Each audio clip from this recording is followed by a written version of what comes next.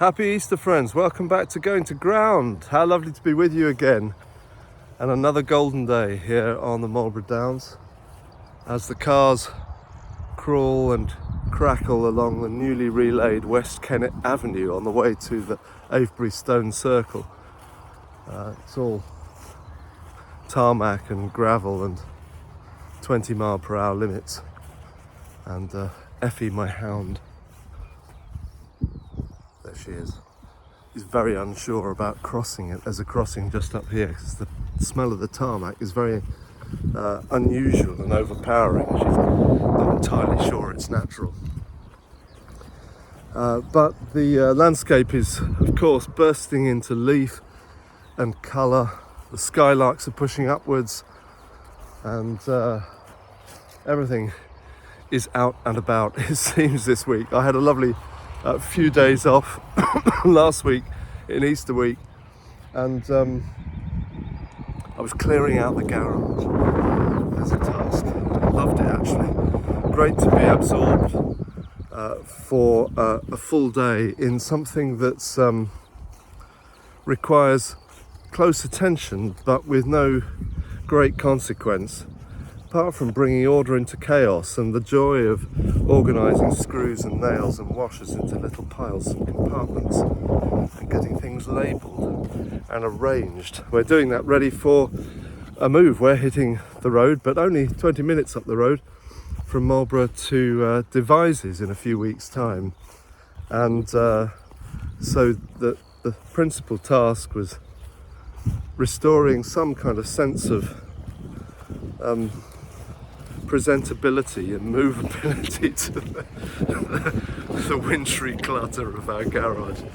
And my father-in-law, when he helps me in that task, always cries like some Old Testament sage from the book of Ecclesiastes. He cries out, "Entropy, entropy."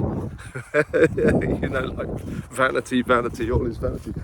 And he's referring, of course, to what I believe is Newton's second law of thermodynamics. My son, the physicist, will confirm that, which states that everything basically proceeds to a state of entropy eventually, that it kind of dials down into a state of collapse and decline. Certainly true in the garage, and all the good order falls apart and things gradually lose their integrity. But of course, Easter brings news of a different kind of energy and a different kind of trajectory, you could say, which does not contradict the laws of nature, although it appears to, because that is the way things are in nature. But it brings news of the possibility of a new kind of destiny for the natural world, for the creation, that is not destined or bound solely to decay. It brings news of new life that is quite literally death-defying, and that encourages us to live as if all that is deadly has fully been dealt with, and to lay a path, lay a road, walk a path that is to be lived as if life has the last word and not death, that life has the last laugh. It's an outrageous claim, of course, resurrection, and often feels to many people considering belief as like a roadblock that they simply can't get beyond. But it's meant to be a starting line, not a finishing post. It's the cry of Easter, Christ is risen, is really the starting point. It's both the beginning and the end in a curious way. It's almost to say, Christ is risen, now what? Life wins, now what? How would you live if that was the case? And in Scripture, in the New Testament, the resurrection of Jesus is described by St. Paul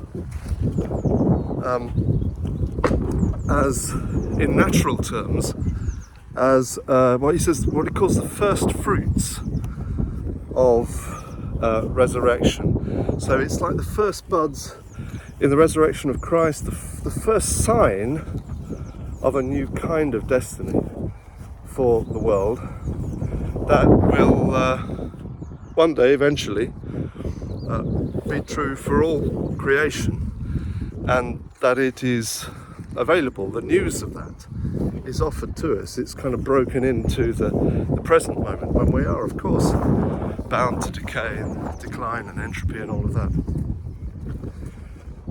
It's a crazy announcement, really, but it turned the ancient world on its head, and the only way to test it out, to prove it, and to see whether there's anything in that, is to live it, to walk it, to lay the path, and to live as if life has the last word.